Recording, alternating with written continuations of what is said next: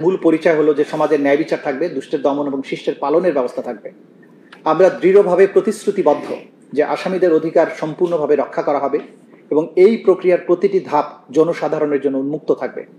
এর মধ্য দিয়ে আমরা প্রমাণ করব যে বাংলাদেশের ন্যায় বিচার প্রতিষ্ঠার স্পৃহা একটি জীবন্ত অঙ্গীকার, যা প্রজন্মের পর প্রজন্ম ধরে চলমান থাকবে। এই ট্রাইব্যুনাল হোক আমাদের সম্মিলিত প্রতিজ্ঞার স্মারক। বিচারের ঐতিহাসিক গুরুত্ব। আমাদের জাতির আইন ও নৈতিকতার ইতিহাসে এই মামলা অভূতপূর্ব। এখানে অভিযোগকৃত অপরাধগুলো কোনো দূর অতীতের যুদ্ধের বিশৃঙ্খলায় বা সমাজের আইনহীন বিশৃঙ্খল প্রান্তরে ঘটেনি, বরং ঘটেছে আমাদের গণতন্ত্রের কেন্দ্রস্থলে, জনসমাগমে এবং জনপথগুলোতে, যেখানে জাতির তরুণেরা আশা, বিবেক ও ন্যায়সঙ্গত ও অন্তর্ভুক্তিমূলক ভবিষ্যতের দাবিতে সমবেত হয়েছিল। তাদের শান্তিপূর্ণ পরিবর্তনের আহ্বানকে সংলাপ বা ন্যায়পরায়ণতা দিয়ে কিংবা সংস্কার দিয়ে নয়, বরং বর্বরতা এবং দমন পীড়নের মাধ্যমে জবাব দেওয়া হয়েছিল। আওয়ামী লীগ শাসনের ঐতিহাসিক প্রেক্ষাপট। এই বিচারের প্রক্রিয়ার গুরুত্ব সম্পূর্ণভাবে বুঝতে হলে 2024 সালের জুলাই এবং আগস্ট মাসে সংঘটিত ঘটনাবলীকে বাংলাদেশের সাম্প্রতিক রাজনৈতিক ইতিহাসের বৃহত্তর প্রেক্ষাপটে দেখতে হবে। দীর্ঘদিন ধরে জাতীয় রাজনীতিতে প্রভাবশালী শক্তি হিসেবে আওয়ামী লীগ গণতান্ত্রিক পুনর্জাগরণ এবং উন্নয়নের মিথ্যা বাতাবরণ তৈরি করে পরপর কয়েক মেয়াদে তাদের শাসন ক্রমশ একদলীয় দুঃশাসন, মৌলিক মানবাধিকার হরণ, ভিন্নমত দমনের নিষ্ঠুর পন্থায় মানবতা বিরোধী অপরাধ সংগঠন করে গেছে। 2010-এর দশকের প্রথম দিকে দলটি ক্ষমতাসীন হওয়ার পর ইচ্ছেমতো সাংবিধানিক এবং আইনি পরিবর্তন আনয়নের মাধ্যমে ধীরে ধীরে সমস্ত ক্ষমতা প্রধানমন্ত্রীর কাছে কেন্দ্রীভূত করে। বিচার বিভাগ, আইন শৃঙ্খলা বাহিনী এবং গণমাধ্যম সমূহ গুরুত্বপূর্ণ রাষ্ট্রীয় প্রতিষ্ঠানগুলোকে সরাসরি নিয়োগ, বিধিনিষেধ এবং বাক স্বাধীনতা হ্রাসকারী আইনের মাধ্যমে সরকারের কঠোর নিয়ন্ত্রণে আনা হয়। সংসদ এবং জনগণের ভেতরের সমালোচকরা ভয়ভীতি, আইনি হয়রানি অথবা রাজনৈতিক প্রক্রিয়া থেকে বহিষ্কারের শিকার হন। নাগরিক সমাজ এবং সাংবাদিকরা যদি সরকারের বিবৃতিকে প্রশ্নবিদ্ধ করতেন, তবে তাদেরকে নজরদারি, সেন্সরশিপ এবং নির্বিচার গ্রেপ্তারের হুমকির মুখে পড়তে হতো। ক্রমশ বিরোধী দলগুলো প্রতিদ্বন্দ্বিতাপূর্ণ নির্বাচন থেকে দূরে নিক্ষিপ্ত হয়। নিবর্তনমূলক আইন এবং রাজনৈতিক কর্মকাণ্ড দমনে রাষ্ট্রযন্ত্রের আচরণের কারণে বিরোধী রাজনৈতিক দলগুলো কোণঠাসা হয়ে পড়ে। অংশগ্রহণমূলক গণতন্ত্রের পরিবর্তে তোষামোদী এবং ভয়ের সংস্কৃতি জনগণের নিয়মতান্ত্রিক প্রতিবাদ এবং অনানুপাতিক শক্তি প্রয়োগের মাধ্যমে দমন করা হতো। এভাবে একসময় বহুমুখিতা এবং মুক্ত আলোচনার পরিবেশ ধীরে ধীরে সংকীর্ণ এবং স্তব্ধ হয়ে যায়। 2024 সালের মধ্যে এই পরিস্থিতি বিশেষত দেশের যুব ছাত্র সমাজের মধ্যে তীব্র হতাশার জন্ম দেয়, যারা ঐতিহ্যগতভাবে বাংলাদেশের গণতান্ত্রিক চেতনার মশাল বাহক।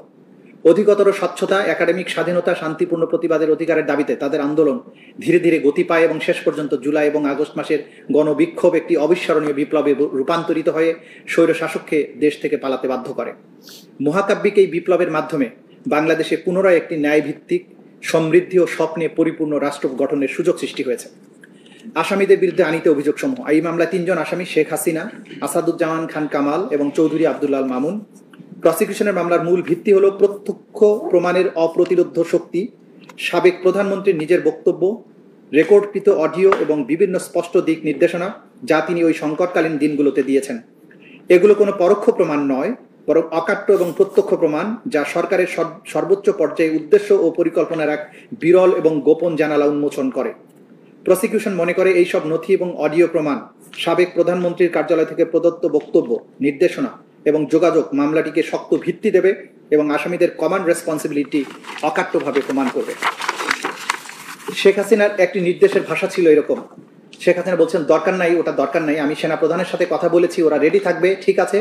এখন তো আমরা অন্য করতেছি, ড্রোন দিয়ে ছবি নিচ্ছি এবং হেলিকপ্টার দিয়ে হচ্ছে, মানে কয়েক জায়গায়। অপর প্রান্ত থেকে তাপস বলছেন, তাহলে ওই কিছু ছবি দেখে পাকড়াও করা যায় না রাতের মধ্যে? শেখ হাসিনা, সবগুলোকে অ্যারেস্ট করেছি বলেছি রাত্রে। তাপস, হ্যাঁ পাকড়াও করলে ওদেরকে? শেখ হাসিনা, না, ওটা বলা হয়ে গেছে, ওটা নিয়ে র্যাব, ডিজিএফআই, এনএসআই সবাইকে বলা হয়েছে, যে যেখান থেকে যে কয়টা পারবা ধইরা ফেলো। তাপস, জি।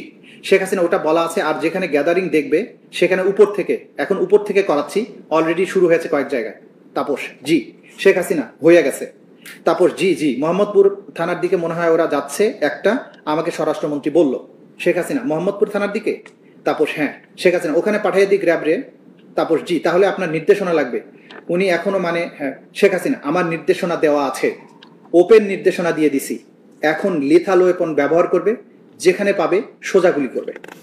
তদন্ত প্রতিবেদন এবং মৌখিক লিখিত প্রমাণ পর্যালোচনায় প্রাথমিকভাবে প্রমাণিত হয়েছে যে 2024 সালের 1 জুলাই থেকে 5 আগস্ট সময়ের মধ্যে প্রধানমন্ত্রী সরকারি বাসভবন থেকে শুরু করে সারা দেশব্যাপী আসামি শেখ হাসিনা, আসাদুজ্জামান খান কামাল, চৌধুরী আব্দুল্লাল মামুন এবং আন্তর্জাতিক অপরাধ ট্রাইব্যুনাল আইন 1973-এর 3(2)A, GH ধারা এবং 4(1), 4(2), 4(3) ধারার অধীনে মানবতা বিরোধী অপরাধ সংগঠন করেছে, যা এই আইনের 20(2) এবং 20(ক) ধারায় দণ্ডনীয়। প্রসিকিউশন এই ট্রাইব্যুনালে প্রমাণ করবে যে 2024 সালের জুলাই এবং আগস্ট মাসে ক্ষমতাসীন আওয়ামী লীগ সরকার শান্তিপূর্ণ ছাত্র জনতার আন্দোলন এবং রাজনৈতিক ভিন্ন মতাবলম্বীদের দমন ও নির্যাতনের লক্ষ্যে টার্গেট করে বৈষম্য বিরোধী ছাত্র আন্দোলনে অংশগ্রহণকারী নিরীহ ও নিরস্ত্র ছাত্র জনতা, বিরোধী রাজনৈতিক দলের নেতাকর্মী, বিশেষ করে বিএনপি, জামাত এবং অন্যান্য দলের সাথে সম্পৃক্ত ব্যক্তিবর্গ এবং সাধারণ জনগণ যারা এই আন্দোলনে অংশ নিয়েছিল তাদের উপর নানাবিধ হামলা, নির্যাতন, দমননীতি, গণগ্রেপ্তার, আইনি হয়রানি, ভয়ভীতি প্রদর্শন, সহিংসতা চালায়।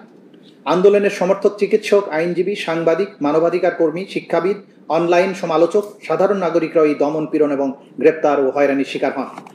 আওয়ামী লীগ শাসনামলে রাষ্ট্রীয় নিরাপত্তা ও গোয়েন্দা সংস্থার সহযোগিতায় একটি সমন্বিত প্রাতিষ্ঠানিক দমন নীতি গড়ে তোলা হয়। সেনাবাহিনীর গোয়েন্দা অধিদপ্তর DGFI, জাতীয় নিরাপত্তা গোয়েন্দা সংস্থা NSI, counter terrorism and transnational crime CTTC, special branch SB এবং পুলিশের গোয়েন্দারা অত্যাধুনিক তথ্য প্রযুক্তি ব্যবহার করে নিয়মিত নজরদারি চালাত। বিরোধী মত ও প্রতিবাদ দমন করার কৌশলের হয়ে তারা একটি বিশেষ নজরদারি সংস্থা national telecommunication and monitoring centre NTMC গঠন করে। প্রথমে র্যাবের গোয়েন্দা ইউনিট এবং DGFI এই কার্যক্রম পরিচালনা করত। তখন এর নাম ছিল national monitoring centre.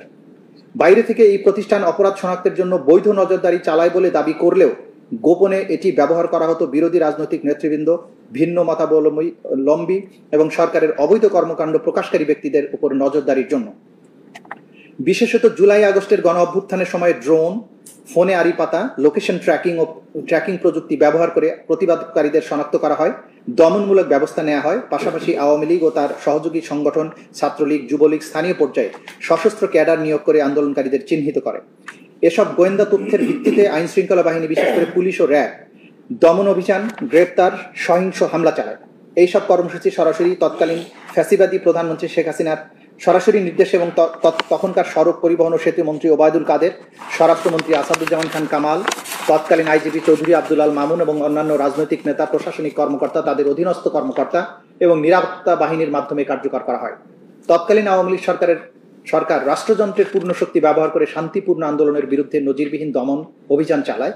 Police, RAB, APBN, answer, BGB এবং সীমিতভাবে সশস্ত্র বাহিনীর সদস্যরা বিরোধীদের দমন করতে নিয়োগ দেওয়া হয়। এর পাশাপাশি DGFI, NSI, SB, CTTC গোয়েন্দা শাখা, SWAT ইউনিটকে সাধারণ ছাত্র, সাধারণ মানুষের বিরুদ্ধে ব্যাপক সহিংসতা সংঘটিত করার জন্য মোতায়েন করা হয়। আওয়ামী লীগের সহযোগী সংগঠন, বিশেষত ছাত্রলীগ ও যুবলীগের সশস্ত্র ক্যাডাররা এই দমন অভিযানে সক্রিয়ভাবে অংশ নেয়, যা সহিংসতা ও রাষ্ট্রীয় সন্ত্রাস আরও তীব্র করে তোলে।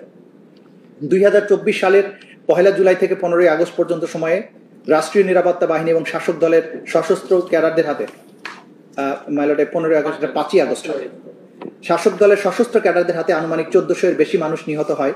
নিহতদের মধ্যে প্রায় 12 থেকে 13% ছিল শিশু। নিরাপত্তা বাহিনী নির্বিচার মারাত্মক ও কম মারাত্মক উভয় ধরনের অস্ত্র ব্যবহার করে। সামরিক মানের রাইফেল, শটগান, গুলি, রাবার বুলেট, টিয়ার গ্যাস, কিছু কিছু এলাকায় হেলিকপ্টার থেকে গুলি চালানো এবং নিরস্ত্র আন্দোলনকারীদের সরাসরি হত্যা করার রিপোর্ট পাওয়া যায়। হাজারো আন্দোলনকারী পথচারী সংগঠকদের বিনা পরোয়ানায় গ্রেপ্তার করা হয়, যাদের মধ্যে শিশু, নারী ও স্বাস্থ্যকর্মীরাও ছিল। শুধু 17 জুলাই থেকে 29 জুলাইয়ের মধ্যে 10,000-এর বেশি গ্রেপ্তারের রিপোর্ট পাওয়া গেছে। গণহারে আটক ব্যক্তিদের উপর এই নির্যাতন, যৌন সহিংসতার অভিযোগ ব্যাপকভাবে পাওয়া গেছে।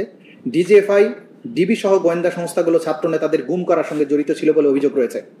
আহত আন্দোলনকারীদের হাসপাতাল থেকে জোরপূর্বক আটক করা হয়, চিকিৎসকদের ভয়ভীতি দেখানো হয়, CCTV ফুটেজ জব্দ করে চিকিৎসা কার্যক্রম ব্যাহত করা হয়।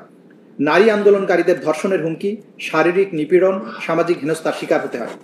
এই ঘটনাগুলোর সঠিক তদন্ত শুরু করার পরিবর্তে সরকার নিরাপত্তা বাহিনীকে দায় মুক্তি দেয়। মানবাধিকার সংস্থা হিউম্যান রাইটস ওয়াচ অন্যান্য সংস্থার পর্যবেক্ষণ অনুযায়ী আওয়ামী লীগ সরকার, আইন শৃঙ্খলা বাহিনী এবং তাদের সহযোগী সংগঠন কর্তৃক পরিচালিত এই সমন্বিত দমন অভিযান আন্তর্জাতিক মানবাধিকার আইনের সুস্পষ্ট লঙ্ঘন এবং মানবতা বিরোধী অপরাধের শামিল। প্রসিকিউশন শুরুতেই এটা স্পষ্ট করেছে যে এই মামলার পূর্ববর্তী সরকারের পুরো মেয়াদের সব অপরাধকে অন্তর্ভুক্ত করা হয়নি, বরং এখানে লক্ষ্য স্থির করা হয়েছে গত গ্রীষ্মে সংগঠিত ভয়াবহ ঘটনাবলীর উপর, যখন রাষ্ট্রীয় দমন পীড়নের ঢেউ অন্তত 1400 শান্তিপূর্ণ ছাত্র আন্দোলনকারী জীবন কেড়ে নেয়। এই বিচার প্রক্রিয়ার লক্ষ্য এবং সীমারেখা সুস্পষ্ট।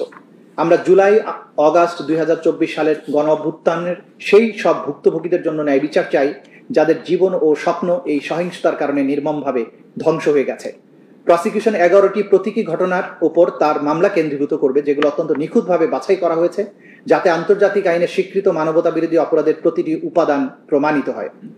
এই ঘটনাগুলোর মাধ্যমে প্রসিকিউশন দেখাবে যে বেসামরিক জনগণের উপরে সংগঠিত আক্রমণগুলো ছিল ব্যাপক মাত্রার, পদ্ধতিগত এবং সুনির্দিষ্টভাবে পরিকল্পিত। প্রতিটি ঘটনা হবে একটি দৃষ্টিকোণ যার মাধ্যমে ট্রাইব্যুনাল দেখতে পাবেন কিভাবে হত্যা, নিপীড়ন, নির্যাতন, নির্বিচার আটক, যৌন সহিংসতা ইত্যাদি অপরাধ রাষ্ট্রীয় সমস্ত প্রতিষ্ঠানগুলোকে ব্যবহার করে সুপরিকল্পিতভাবে এবং ব্যাপক মাত্রায় সংগঠন করা হয়েছে। এই 11টি ঘটনার বিস্তারিত বিশ্লেষণের মাধ্যমে প্রসিকিউশন সন্দেহাতীতভাবে প্রমাণ করবে যে ব্যাপক বা পদ্ধতিগত আক্রমণ যা রাষ্ট্রীয় নীতির অংশ হিসাবে বেসামরিক জনগণকে লক্ষ্যবস্তু করে চালানো হয়েছিল তা মানবতা বিরোধী অপরাধের সমস্ত শর্ত পূরণ করেছে। আমরা দেখাবো যে দমনমূলক ব্যবস্থাগুলো ইচ্ছাকৃতভাবে পরিকল্পিত এবং ব্যাপক মাত্রায় সংগঠিত হয়েছিল এবং অভিযুক্তদের দায় নিয়ে কোনো সন্দেহের অবকাশ নেই এবং থাকবে না। শান্তিপূর্ণ ছাত্র আন্দোলনকারীদের বিরুদ্ধে বর্বরতা স্পষ্টভাবে বলা প্রয়োজন, এই প্রসিকিউশনের মামলা কোনো বিমূর্ত আইনের নীতি নয়, বরং তরুণীদের জীবনে ঘটে যাওয়া জীবন্ত বাস্তবতা। এদেশের ছাত্র তরুণেরা স্বপ্ন, আশা, আদর্শবাদ এবং ভবিষ্যৎ গড়ার অবিচল বিশ্বাসে অনুপ্রাণিত ছিল। তাদের মৌলিক অধিকার, সমাবেশ ও মত প্রকাশের স্বাধীনতার চর্চা করছিল এবং তারা রাষ্ট্রীয় বাহিনীর লক্ষ্যবস্তুতে পরিণত হয়েছিল যা শেখ হাসিনার প্রত্যক্ষ নির্দেশে পরিচালিত হয়েছিল। আসামিদের বিরুদ্ধে গৃহীত প্রমাণ শুধু বিশ্বাসযোগ্যই নয়, বরং তা অকাট্য, স্বতন্ত্র ব্যাখ্যার ঊর্ধ্বে। এই ট্রাইব্যুনালের সামনে যে প্রমাণ উপস্থাপন করা হবে তা অস্পষ্ট তথ্যের বিচ্ছিন্ন কোনো টুকরা নয়, বরং এক অবিচ্ছিন্ন ও সুদৃঢ় প্রমাণ শৃঙ্খল যার প্রতিটি অংশ পরবর্তী অংশকে আরও শক্তিশালী করে।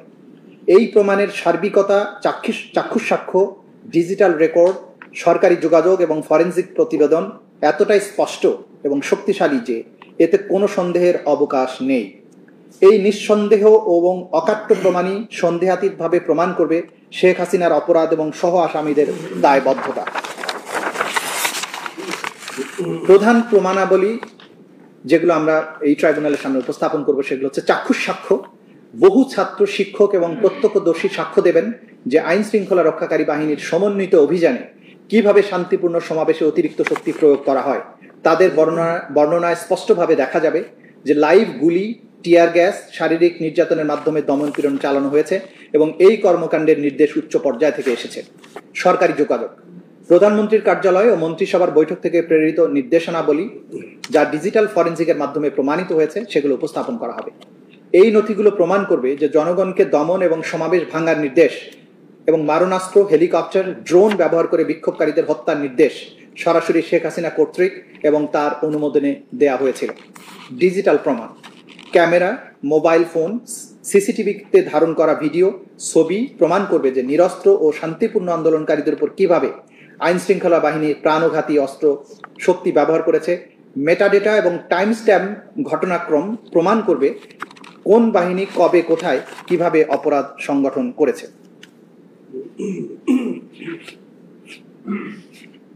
মেডিকেল এবং ফরেনসিক প্রতিবেদন, ময়নাতদন্ত হাসপাতালের রিপোর্টে ছাত্রদের উপর চালানো ভয়াবহ সহিংসতার প্রমাণ রয়েছে।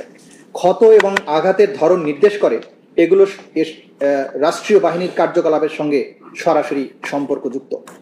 এছাড়াও তদন্তে গৃহীত প্রমাণের মধ্যে রয়েছে জব্দকৃত নথি, সংবাদপত্র, ভিডিও ফুটেজ, অডিও ক্লিপ, বিশেষজ্ঞদের মতামত, নিহতদের পরিবার, আহত ব্যক্তি ও প্রত্যক্ষদর্শীদের সাক্ষ্য এবং গুরুত্বপূর্ণ উপকরণ যেমন 14 জুলাই 2024 খ্রিস্টাব্দে শেখ হাসিনার উস্কানিমূলক বক্তব্য, শেখ হাসিনা ও ফজলে নূর তাপসের মধ্যে ফোনালাপ, শেখ হাসিনা ও ঢাকা বিশ্ববিদ্যালয়ের তৎকালীন ভাইস চ্যান্সেলরের মধ্যে ফোনালাপ, তৎকালীন ডিএমপি কমিশনারের ওয়্যারলেস বার্তার সিডি, আসামি আসাদুজ্জামান খান কামাল এবং চৌধুরী আব্দুল আল মামুন কর্তৃক হাসিনার আদেশ বাস্তবায়নের কার্য বিবরণী।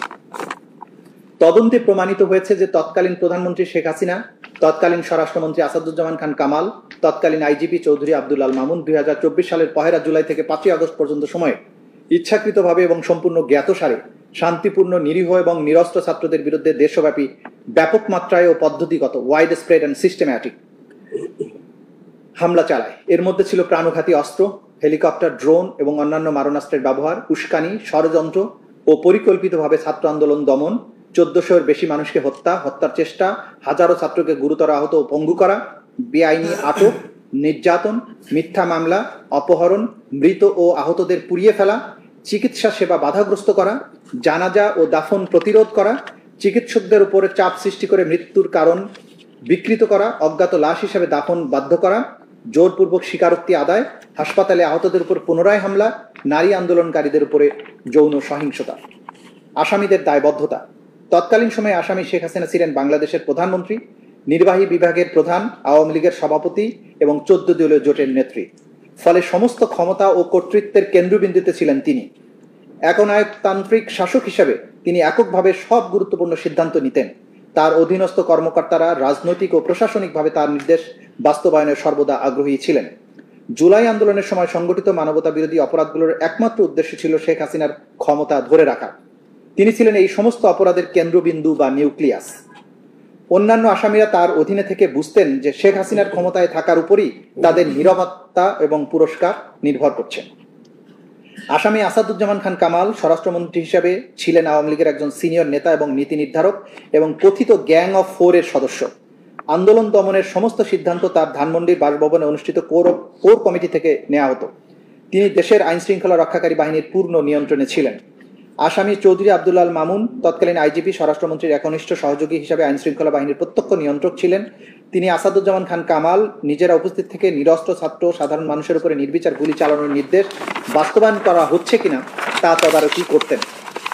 27 জুলাই 2024 তারিখে যাত্রাবাড়ি থানার সামনে আইন শৃঙ্খলা বাহিনীর গুলিবর্ষণের ভিডিও ডিএমপির তৎকালীন ডেপুটি কমিশনার ওয়ারি জোন ইকবাল স্বরাষ্ট্রমন্ত্রী আসাদুজ্জামান খান কামাল এবং চৌধুরী আব্দুল্লাহ মামুনকে দেখান, যা পরে স্বরাষ্ট্র সচিব জাহাঙ্গীর আলমকেও দেখানো হয়। প্রধানমন্ত্রী শেখ হাসিনা, স্বরাষ্ট্রমন্ত্রী আসাদুজ্জামান খান কামাল, আইজিপি আব্দুল্লাহ মামুন এই তিনজনই সর্বোচ্চ কর্তৃত্বের আসনে থেকে যৌথ অপরাধমূলক পরিকল্পনা, জয়েন্ট ক্রিমিনাল এন্টারপ্রাইজ এবং কমান্ড রেসপন্সিবিলিটির মাধ্যমে তাদের অধীনস্থ বাহিনী এবং দলের সশস্ত্র ক্যাডারদের নিয়ে দেশব্যাপী প্রাণঘাতী হামলার নির্দেশ দেন। এর ফলেই 1400-এর বেশি নিরপরাধ ও নিরস্ত্র ছাত্র আন্দোলনকারী নিহত হয়। তদন্তে গৃহীত প্রমাণের ভিত্তিতে এই তিনজনের কার্যকলাপ স্পষ্টভাবে দেখায় যে তারা আন্তর্জাতিক অপরাধ ট্রাইব্যুনাল আইন 1973-এর 4-2, 4-3 ধারায় অনুযায়ী দায়বদ্ধ, কারণ তারা 3-2 ধারার অধীনে সংগঠিত অপরাধের জন্য সর্বোচ্চ কমান্ড রেসপন্সিবিলিটি বহন করেন। ন্যায় বিচার ও জবাবদিহিতার পরীক্ষা। এই মামলার মূল প্রতিপাদ্য আইনের শাসনের সেই মূলনীতি যে কারো পদমর্যাদা বা পূর্বের অবস্থান যাই হোক না কেন, কেউই আইনের ঊর্ধ্বে নয়। শেখ হাসিনা একসময় দোর্দণ্ড প্রতাপের অধিকারী ছিলেন, কিন্তু তিনি আজ বিচারের কাঠগড়ায়।